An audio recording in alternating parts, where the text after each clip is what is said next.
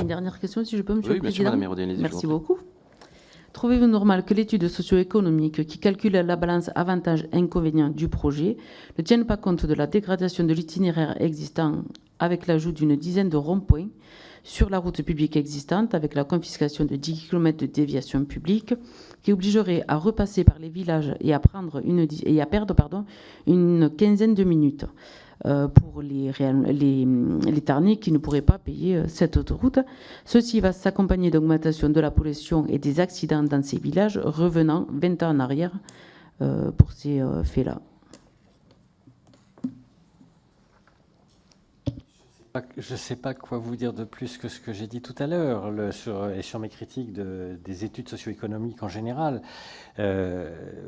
Oui, on a un gros problème sur beaucoup de projets routiers et beaucoup de projets autoroutiers notamment, puisque quand il y a projet autoroutier, ça veut dire que du coup, il y a des gens, il faut maintenir un accès, je dirais, non payant aux gens. Donc ça veut dire que globalement, la question qui se pose, c'est quand on fait une autoroute, ce qui est important, c'est de savoir quelle est la circulation, quel est le trafic qui va être induit, puis quel est le trafic qui va être reporté et qu'est-ce qui va rester sur les routes, etc.